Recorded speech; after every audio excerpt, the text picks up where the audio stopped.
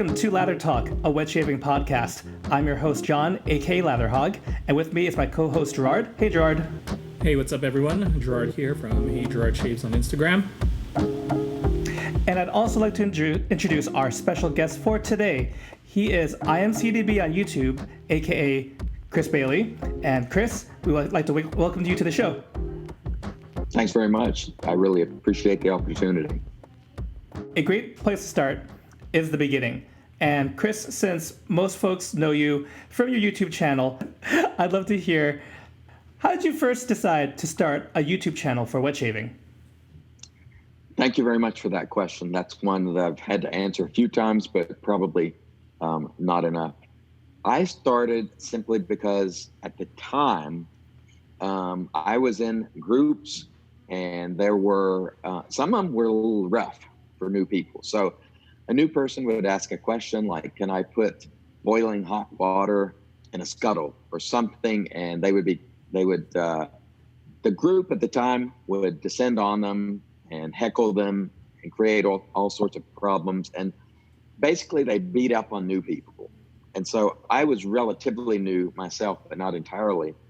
And I decided based on a couple of the groups that I was in that, I want to make a channel and just be friendly to new folks and just see what happens. I want to talk about my experience and what I have learned. And so really that's the way it started. It started as the result of, at the time, what I felt was a very toxic community, or at least in certain groups and certain places. And I just didn't think that new people really had much of a resource for being friendly and saying, welcome and join us. And no question is stupid, and so on and so forth.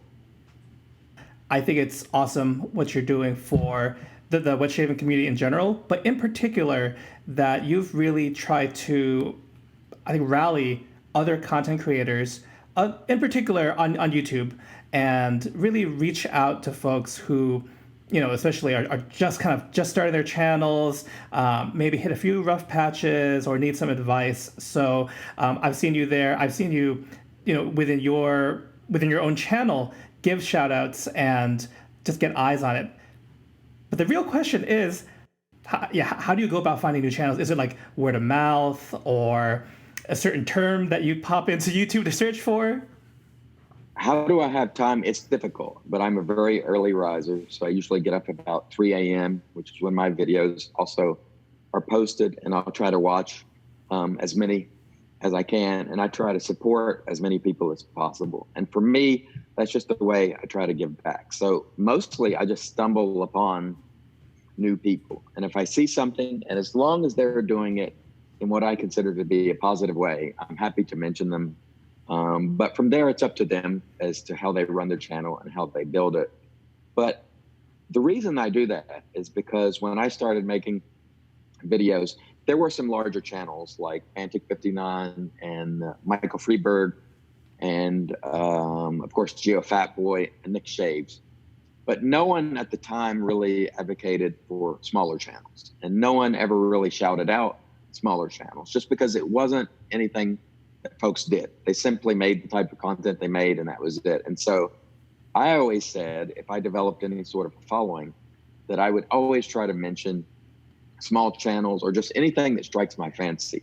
So a big part, I should say, of my channel is responding to things that I see. So I've been mentioning the Chief a lot recently. And the reason why is not because I'm trying to push the Chief's channel or get him subscribers. It's because he's part of the conversation because of the type of videos he's making, and because he's making daily videos, and because he's making thought-provoking videos.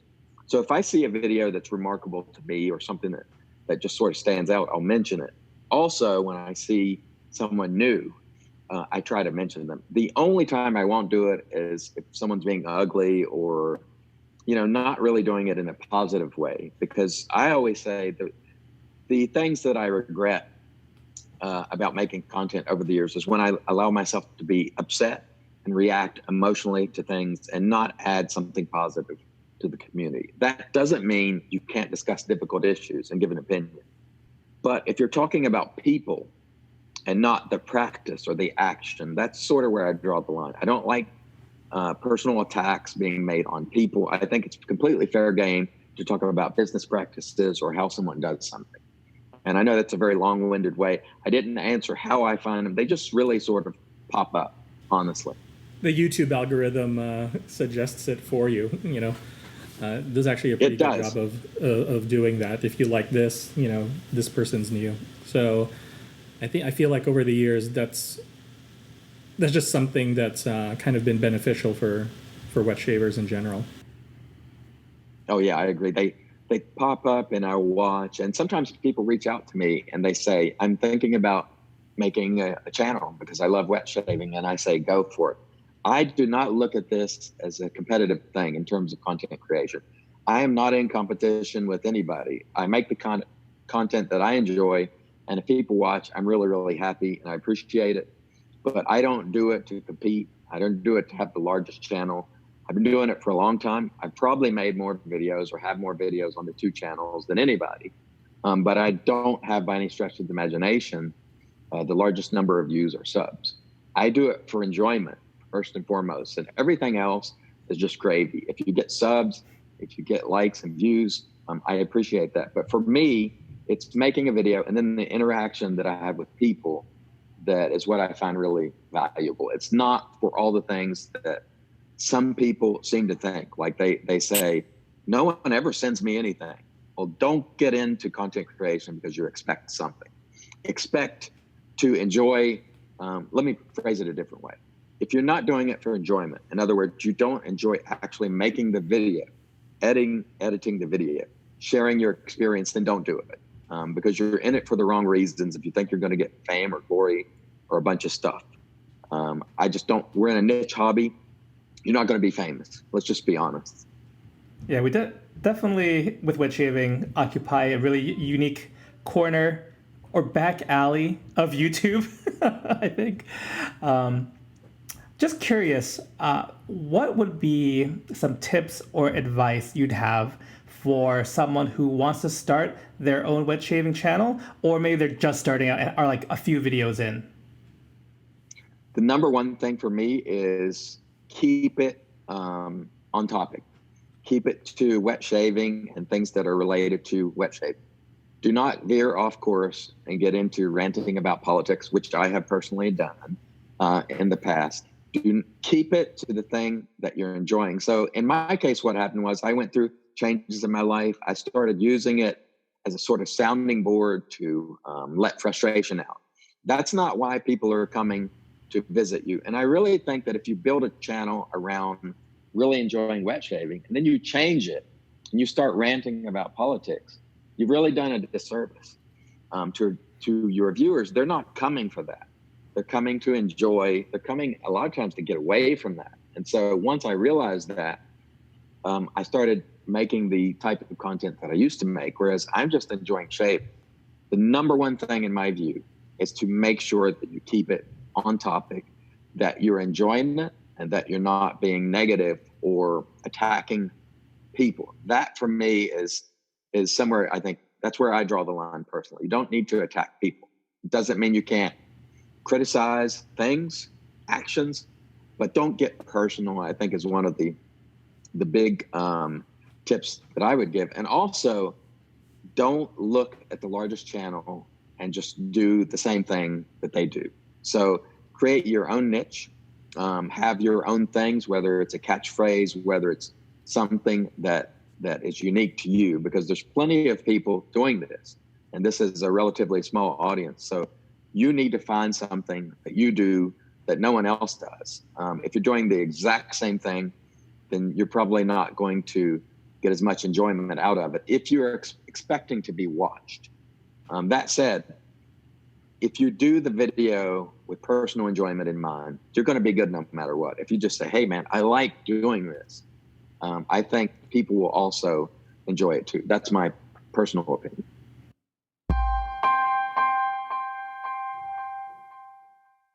You touch upon kind of the journey that you had from when you started to kind of hitting a rough patch and coming out of that, which I would say very like in a refreshed manner, but also unafraid to talk about kind of mistakes of the past. how you want to change and where you're going forward. Would you mind sharing more with the audience a little bit about kind of that journey as far as how it connects to your YouTube channel? Sure. For me, I started the channel for the reasons I mentioned before. And then it became just enjoying the products and the people. And at the time, we had folks like Busta and Ray Pope and the Stallion, who's still around, and Wesley Allen. And there was really a group of very fun, dynamic personalities. And so we all sort of helped each other to build our channels, and we had fun with each other. And there was a tremendous amount of camaraderie. And then as time went on, a lot of people dropped out, and it wasn't quite as enjoyable. At the same time, I had problems in my own personal life. I went through a divorce and all sorts of other things. And my outlook on the world changed. I started really watching more news media, and I was really taking in a lot of negative content. And as a result, my channel sort of veered off in that direction where I'm venting frustrations. And so, a little while back when I came back and I said, you know what, let's just get back to having fun, shaving, and enjoying it for what it is. Forget about the politics. So I also stopped consuming all that material, all the political opinion material. I just basically got rid of it. I'm still aware of what's going on in the news, but I don't read stuff all day and all night. I'm not on Twitter looking to be antagonized, looking to be upset. And as a result, everything got much more positive. And so it allowed me just to get back to having fun, doing what I enjoy. And also I just asked people, I said, what do you think? What do you appreciate? And they told me a number of things. And one of the things that they told me was, I don't like when you used to say, I'm CDB and you're not. And what I didn't realize was, so I'm getting older, I'm nearly 50. And when I used to say, I'm CDB and you're not, that was and sort of paying respect to Chevy Chase from Saturday Night Live, because in the 70s, late 60s, early 70s, Chevy Chase was on the news weekend update, and he would start out by saying, I'm Chevy Chase and you're not. And so it was never intended to mean I'm better than you. It was supposed to be a light, flippant type thing, but people didn't take it that way. And so that's one of the things I come to learn was some of the things I said, people just flat didn't get it. There are cultural differences that, sometimes I make some sort of comparison to something and folks just don't know what you're talking about, like even a music or anything. So I think you have to be cognizant of that, as well as that we're speaking to an international audience, and about half of the people that watch my videos are outside the United States. So I think you have to keep that in mind and redouble your efforts to not say things that people might take the wrong way, even if you don't intend it. That's crazy. Over 50, or about like half of your audience is internet non-US? It's a little under 50%. It's 40 something last I checked. So there is a very big, there's a very large amount of viewers that aren't in the US. So when you're speaking to something culturally within the US that might not exist somewhere else, sometimes they just don't know what you're talking about.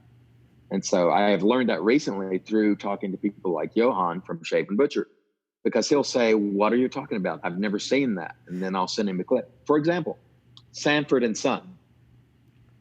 So in one of my videos, I said, Elizabeth, I'm coming to join you, honey. That's Fred Sanford. He had no idea. He had never seen it. So I sent him a clip and he said, that's very funny. I didn't know about this. And that blew my mind. Well, he's from Sweden, so he's never been exposed to that. So that's one of the things that I'm trying to keep in mind going forward, is that not everybody understands, and sometimes it can be taken out of context. So I'm trying to be more inclusive as much as I can. I think a couple of things just to comment on. You talk about having just under 50% being international, and I think that goes to the point, how early you post some of your videos where everyone is still asleep here. They are wide awake, right there in Europe, in other parts of the world, and it pops up. So that's probably something that, one, we couldn't really account for, like if, like you're talking about sitcoms and things like that. It's a American sitcom, Saturday Night Live, American sketch comedy. we have like a 4-hour window, maybe like 8 if you want to include Hawaii in there, and that's it. But YouTube is such an international platform that it doesn't matter really when, like it'll get posted and it can get flagged by the algorithm and sent to who knows where. You'd be surprised. It really is a hobby without barriers. And that's one of the beautiful things about it, in my view, is you're not only sharing it with fellow folks here in the United States or wherever, or even North America. We all have this thing in common, and many of them, speak English as well. There are some channels that are not in English, but the Swedish folks make their content in English typically, and we watch their stuff and we love it. They're tremendously wonderful people. Many of them have reached out to me personally when I started straight razor shaving, sending me private videos on do this, do that. They're just great people. And that's one of the things that I really appreciate is that everybody can participate. There really isn't barriers. We don't talk about race. We don't think in terms of race. We don't think in terms of skin color. We don't even think in terms of country. We just all enjoy the same hobby. And that's one of the reasons that I really like it, especially now where things are so divided in America. We can set it aside. And honestly, I have never encountered a person in this hobby, personally, who's had anything bad to say about other races or genders or anything. It's just like, welcome aboard. We see the female shavers. Like, for example, she shaves with Jill. She's 70 years old. She's shaving her face with a straight razor. Everybody can participate. And I personally think that there's a huge potential for females to come and create more content and for this thing to take off. It's rather untapped right now. There's only a few. But if they ever really gain a foothold and other women start seeing it, I think it's going to be fantastic. Everyone can participate, and that's really one of the things I really love about it.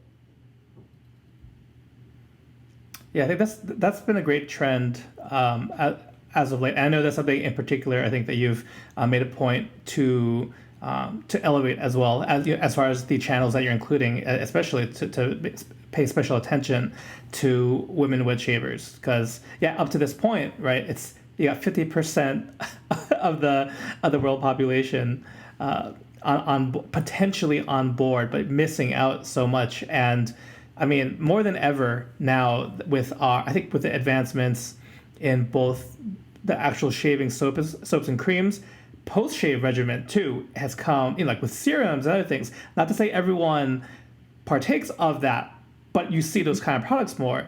We're crossing into beauty products, basically. I mean, and I have no problem saying that. I don't think any man should feel bad about it. You're taking care of your skin. You got into wet shaving because sure, maybe it's convenience or the results are better than a cartridge, right? But it's not leaps and bounds to say, oh, can you recommend to me a good facial moisturizer? We're a little more accepting, of those kind of things.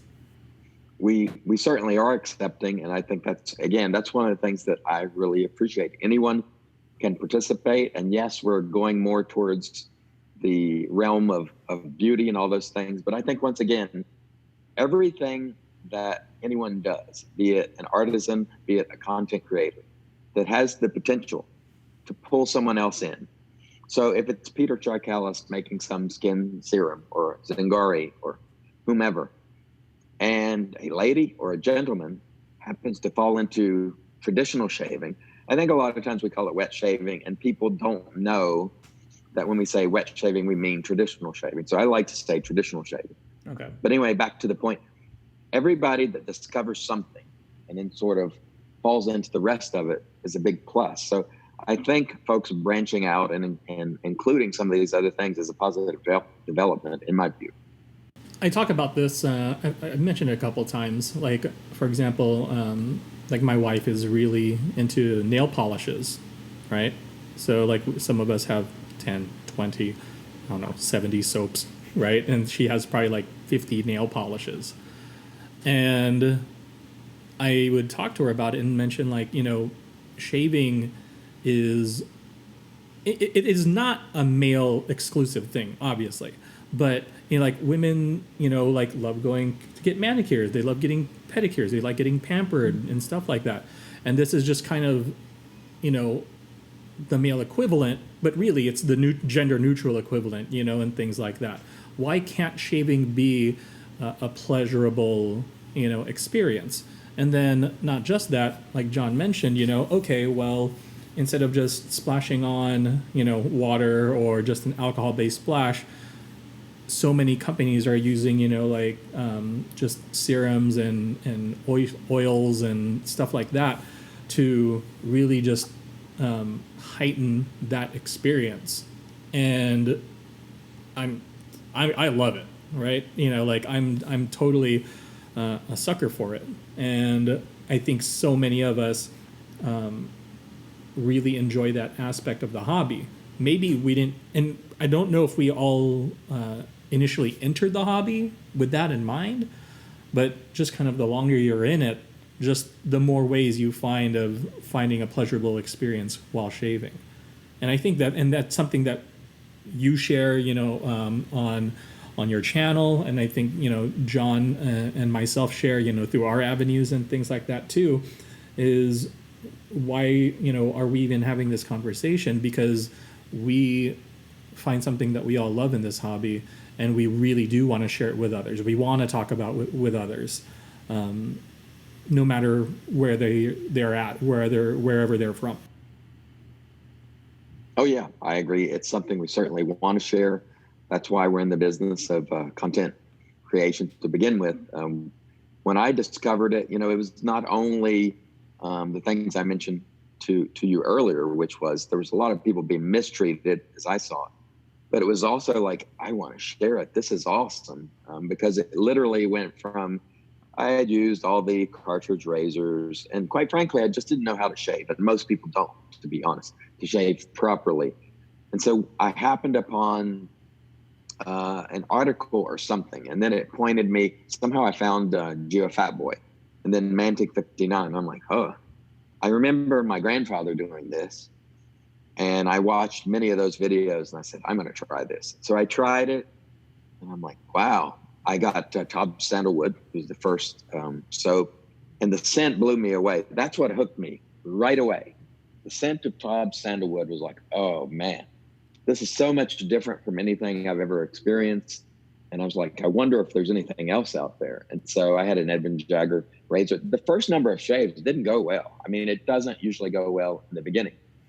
But I said, I believe Geo Fat Boy. I believe Mantic 59. And so I'm going to keep plugging. And within a short period of time, it started going well. And I was like, oh, I'm onto something now. And now my face feels great. And at the time, I was using, I think, a Braun electric razor. And they just don't get close. I used a very, very good Braun electric razor, very expensive. And it just wouldn't get close. And I'd get irritation primarily on the neck. And so once I discovered it and realized this is not just some guys making something up for the sake of wanting to be traditional. There's something to this.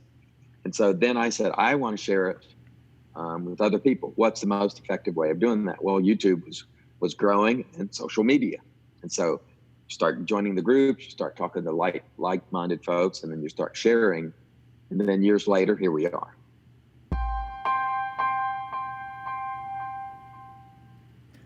Awesome. Well, I do want to lighten things up a little bit too, because I think we've addressed some more serious topics. But because you're shooting every day, I feel like sometimes more than once a day. I'm literally looking at, you have 2 posts today, then a couple ones, and then 3 days ago you posted twice in a day. He's a content machine over here. We're talking monster. I'm like crazy. But so given your prolific content creation, I'm wondering, do you actually have any holy grail pieces, whether it's software, you got to straight razor shaving, even safety razors, and any holy grail type pieces that are on your list to try to get still? Honestly, holy grail things to me are generally things that are sentimental. So they're not a shiny piece of gear. So the stallion, Anthony Esposito, gave me a Wade and Butcher for Gentleman Juice, which I've only seen ever 3 or 4 of. There are only like 4 that I'm aware of. And that razor dates back to somewhere between the 1840s to around the time of the Civil War, maybe a little bit before. And so when I got that razor, I thought, now I've got the straight razor shape, because this is such a magnificent gift. So that piece to me is a holy grail piece, because not only is it something that's really hard to find, but it came from a friend. So that means a lot. The other piece, surprisingly, is the soap that led me down the artisan rabbit hole, because initially I was using Taub's, Cella, all the mass-produced soaps. And let me just say, there's nothing wrong with mass-produced soaps. They will get the job done. Spike, you name it, Arco, all of those. I mean, there's tons of them, and I was using them all. I bought a batch or a lot of soaps off Badger and Blade, and in that lot was a bunch of Razor Rock soaps. So one of them was Triple X, and it was the first time I had ever experienced the Aqua de Parmacolonia scent. And then there was Son of Zeus in there, which is based on another really nice fragrance, and Motherfucker. Yeah. And so I was blown away, and I thought, the scents, it's always been the scents that attracted me to the soaps. And for that reason, the Triple X soap that I have there, which is between 8 and 10 years old, and it's still fantastic. Like, it still lathers well. It still has all its scent. It's in what's called a UFO tub, the original version. And it's just, that one to me means a lot, because it's what made me realize there are artisans out there who make this stuff, who are making these magnificent scents that are far different from the mass-produced soap. So those, for me, would be the 2 pieces. In terms of what I want, honestly, I don't want much, but I am attracted to vintage straight razors. There's just something to me, something special about razor. To me, it's almost as if they have soul. It's like, I know they've been used before. And the ones that are very old, like from the 1800s, are especially appealing. I don't know why, but I just know each time I get one, I think about, this is from 1850 or 1860. What was going on in the world at the time? Could this have been, something that somebody used on the battlefield? Could it have been a barber shaving? Who knows what person? And so to me, those vintage pieces are really special. Do you happen to know off the top of your head what's the current count of straight razors? Because I know you'll pick up some new ones, get some as gifts, but also piff them, sell them on. But okay, what's the current count right now, I guess, as of this recording? It's not that many. It's probably 12 to 15, and a lot of those are probably $5 or $6 are gold dollars, just to learn honing, because that's the other rabbit hole that I stumbled into. In fact, I have one right here that I just honed today, which is a gold dollar. And the reason that, a lot of people hone gold dollars, they're $2 or $3, and you don't have to worry about it if you mess up. And so, but the count is, I don't have a ton, but the ones I have, I really like. I've got several Bait and Butchers, and to me, the Sheffield steel razors, I don't know if it's just me being attracted to that time period when those are made, or there's actually something special about them. But I really like those razors. I mean, there's, I think, some people who are into music, if they're into violins, they want to go for that Stradivarius. If you're into classic cars, like just vintage hot rods, or just vintage, cars and things like that. I think that there's definitely a like-minded attitude, with either vintage straight razors, just vintage razors in general. Some people are they're trying to complete the entire like Gillette collection, you know what I mean? And stuff like that, from whether it's made in the US, the UK, or Canada, or wherever it's from. So it's definitely, I totally hear you, when you have a soft spot for vintage razors. Now, there's a very interesting difference, I think, and distinction between vintage safety razors and vintage straight razors, because straight razors essentially have not changed since they were started. I mean, they do make custom razors that are fancier and look different and use different metals and different techniques, but the design is basically the same. With safety razors, I think we have improved on those designs over time.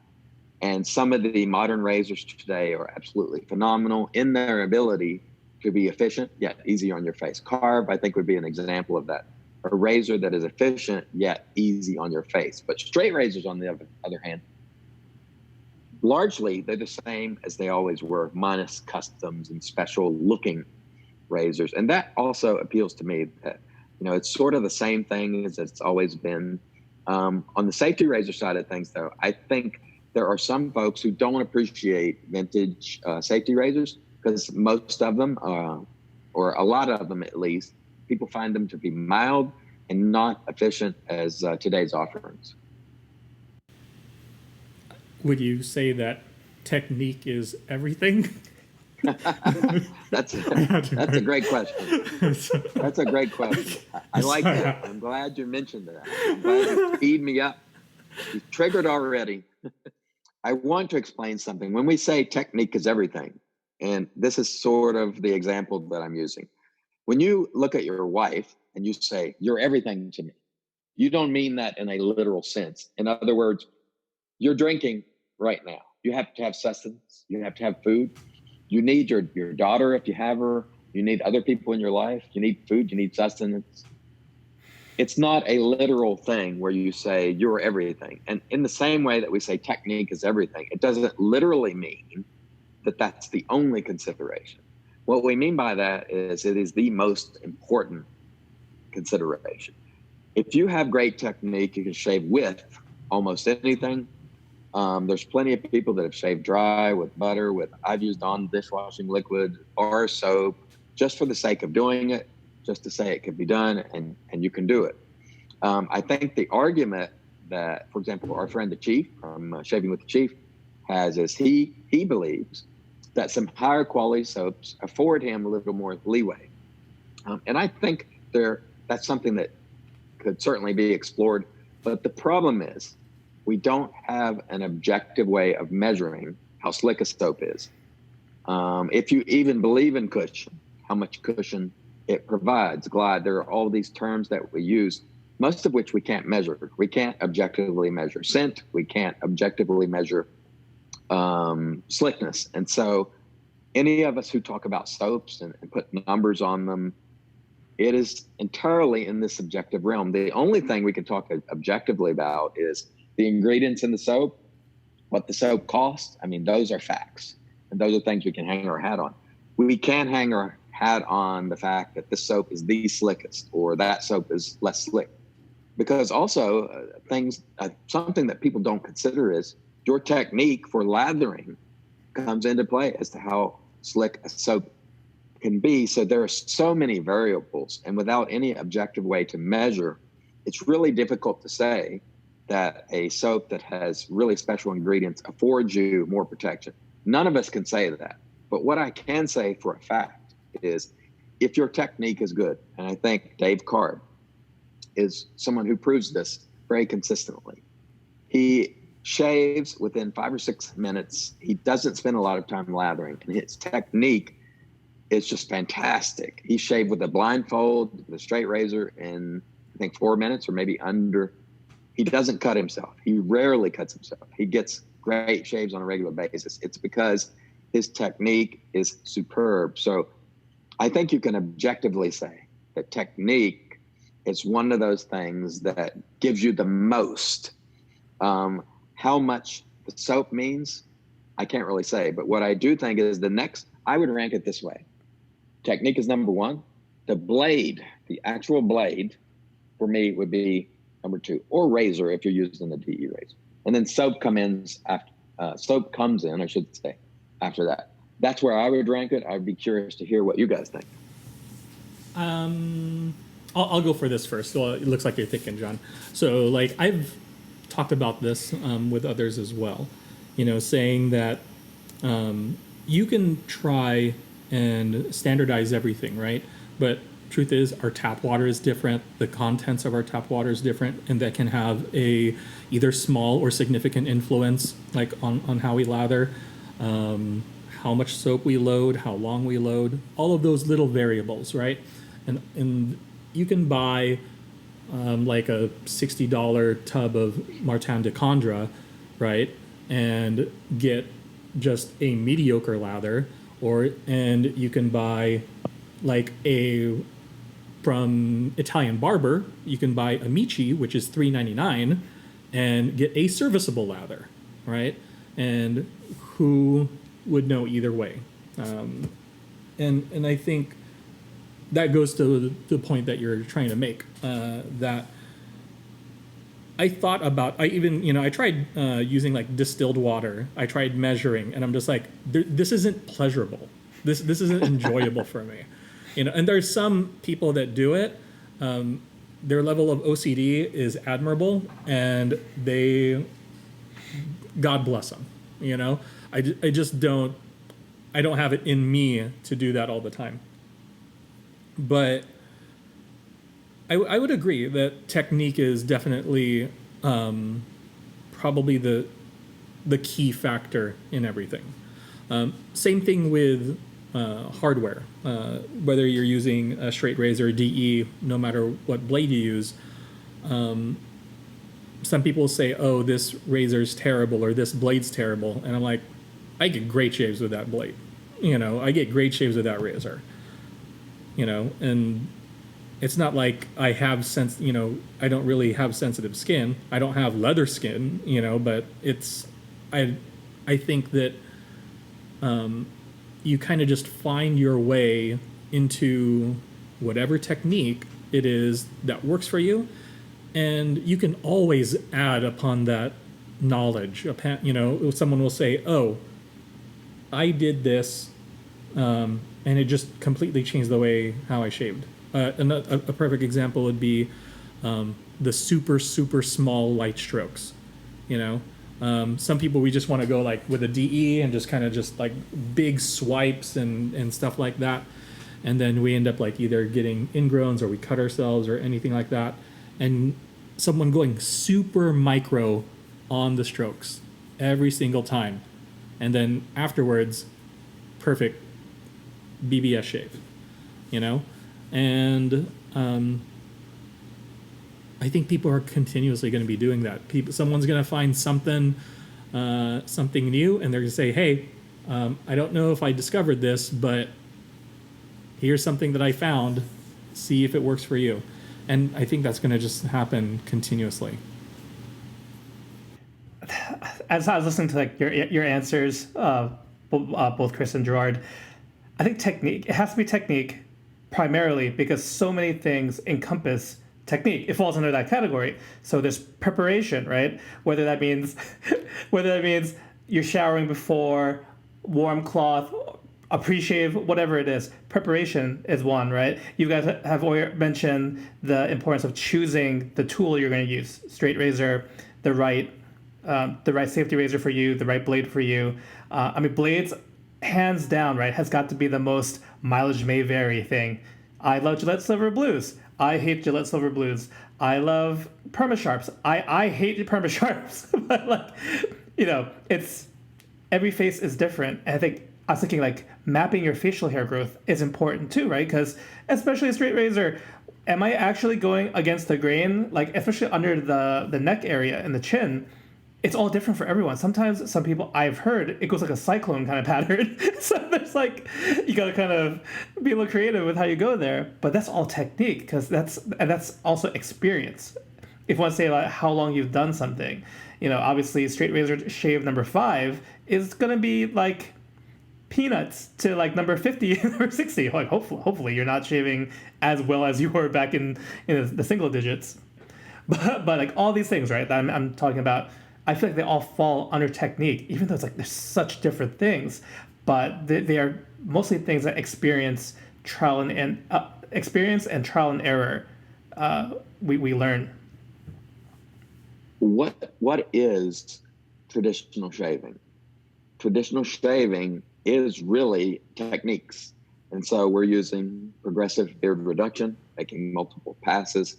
We're using a brush to make a lather rather than squirting it out of a can and just wiping it on our face with our hands.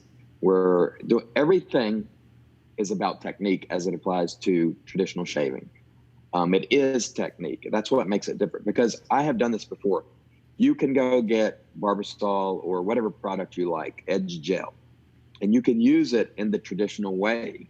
And you'd be surprised how good a shave you could get with it. Even a cart like a Harry's razor. If you make multiple passes, if you make a lather, an actual lather with head slicker or any product that will lather, you'd be surprised how good of a shave you can get. And so I know a lot of people poo-poo all that stuff because we're all invested in, safety razors and straight razors. But I have used carts.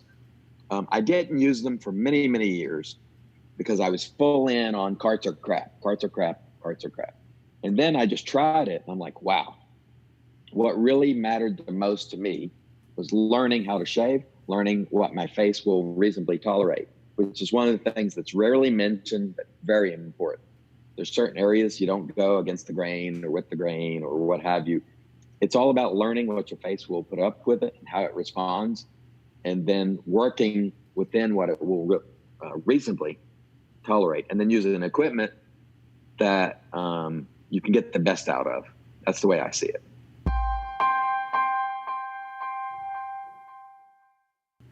Chris, do you think we're too close to wet shaving artisans nowadays?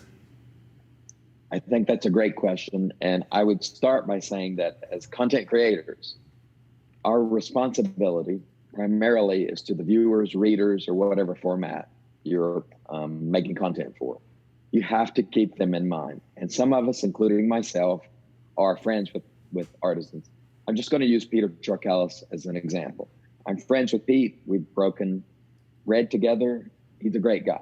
That said, it does not stop me from airing things in my videos that maybe aren't up to snuff. So recently I talked about shipping with the Shave and Shop Club, which he has since fixed, by the way, which I really appreciate. We have talked about, the other day I used a Revolution soap, and I don't think on the label it had the ounces on it. I don't think it had the base on it, which I think would be great. And so I brought that up. I didn't like the scent, which I also said. I just think you have to sort of set aside your personal relationship and call it like you see it. At the same time, we don't want to hurt people. And I think we should have that standard with every single artisan in terms of we owe it to them to be fair and to not to be overly critical without reason. So if they're doing things that you don't like, I don't think it's fair to get a product and say negative things about a well-performing product because of something they do. We need to be evaluating the products, in my view, and not the person. I try to keep personal type things out of it, and I'm just evaluating the product. And I think we really owe it to our listeners, our viewers, our readers, where we do have a relationship, to set that aside for that moment. And sometimes it's difficult. I can guarantee you that I have been on Peter Charkalis's nerves when I talked for 2 or 3 weeks about shipping, and in my live videos. But what I will say is, since that time, he has worked to fix that. So whether I was influential in him fixing that or not, I don't know. But I sure said it, and I would encourage everyone to do the same. And it actually helps everyone. But you just have to be fair. I don't think it's responsible to be overly negative without reason, but you should absolutely speak your mind. And if you can't be objective, so your friendship is so deep that you just can't bring yourself to air constructive criticism, then I think it's best not to do the content at all. Don't talk about that product. Just recuse yourself, in other words. Yeah, I think that definitely works for both someone who you might have a negative impression of, but also I think when you're too close to it, right, which is what we're talking about originally, if you're too close to it, I think I've definitely recused myself from doing a review, like a formal review style thing. I'll still tell you about like the scent, whether I like it or not, what I get out of my nose, and recommend it that way, but I'm not going to go too far deep because it's just like, of course I recommend the product that my friend is making. Like, I'd like you to try it too, but also that friendship, yeah, it could blind you. Like, oh, where it's like a middle of the road product, I might think it's above average to spectacular because I want to, like I'm rooting for him or her. I want to see them succeed. You brought up a very interesting point when you said it can work the other way, in that you can have a negative impression and let it bleed in. And I think we have to redouble our efforts not to allow that to happen. You can't let things that have been done in the past also reflect in your evaluation of a product. And I see this happen sometimes. I don't think it's fair to the artisan to consider the history of maybe they did something that people didn't like. Talk about the product and evaluate the product. And for me, leave it there. We don't need to get into the baggage as far as that goes, or at least that's my perspective. There maybe are some people that are interested in that, but I'm not interested in doing it. I've done it in the past, and it's nothing that interests me now. I just want to talk about the product itself and the service and leave it there. I'm not really interested in getting involved in terms of making the videos transgressions of the past. I'm someone who believes in forgiveness, and I often think, where would we be if every time we made a single mistake, no one ever forgave us? And no one would be anywhere. And so I think we have to, reevaluate relationships over time. Maybe someone has earned their way back. Maybe at one point you didn't buy from them, but maybe they've done things to warrant it. And I think that requires, you need to double back and reevaluate things as time goes on, or at least, that's my perspective. Luckily, I think the list would be short for like artisans with bad behavior, like how you said, Chris, like who have a history, and that we kind of have to separate ourselves from that. And I'm totally with you too. Like you cannot get along with someone, and I think more in this climate than ever is like we can disagree and still be friends. That is so important, and now more than ever, we need to give people the benefit of the doubt. So the other day in a video, I mentioned people need to make an effort to look at the charitable interpretation of things first. In other words, if you make a comment in your video, I should not assume that you're talking badly about me. I should look at your comments within the context of being charitable first. And then if I can't get beyond that, I need to reach out to you and talk to you rather than blowing up and making a video and responding and so on and so forth. I think people sometimes look to be offended. They look to be provoked, at least in today's climate. And I think we need to go the other way, whereas we need to give people the benefit of the doubt. We need to be more kind and generous and all of those things. Did you have a wrap-up question in mind, Gerard? Well, just basically maybe just asking simply what's in the future. I know that we've talked about kind of, your channel right now, but where do you see IAMCDB a year from now or 3 years from now? I haven't actually thought that far out. I'm doing things on a day-to-day basis. Now, I am getting older. I'm maybe 5 years from retirement from this particular job. And so I don't know what the future holds in terms of vocation. But in terms of a hobbyist, I want to continue to be an advocate for traditional shaving. I want to continue to make content as long as I'm enjoying doing so. And the minute that I don't enjoy it, I won't do it. I will never make the mistake of making content when I don't enjoy it. I have done that in the past. Sometimes you almost feel like you have an obligation to do it, or you can feel that way. And so I am redoubling my efforts to make sure that my primary goal is enjoyment and to advocate for traditional shaving. And so where I see myself is continuing to do the things I'm doing right now, which is making relationships, advocating, and enjoying it, and just having fun. And it's really, I think, the hobby itself is a little piece of, it's a little piece of something nice that you can get away from all the divisiveness in the world. You can step inside this hobby where most folks get along. I know we focus on the vocal minority a lot of times, but most of us enjoy each other. Most of us get along. And that for me is the best thing about it, is we can just enjoy it. So I just want to enjoy myself. It's that simple. I know that's a very long-winded way of saying for the next 1 to 5 years, I'm going to be enjoying myself, but that really is what's in it for me. Awesome, Chris. Well, we want to thank you again for joining us tonight on Lather Talk. It's been so much fun talking to you. I think you have a lot of knowledge and wisdom to share for wet shavers in general, and for content creators who are making videos for wet shaving or want to do it. So thank you again for lending us your time. Thanks so much for having me. I really appreciate it. Thank you for joining us on this episode of Lather Talk. You can find all the links for IAMCDB in the show notes. If you're enjoying this podcast, you can help us out by leaving a 5-star review on Apple Podcasts. Stay safe, and we'll catch you next episode.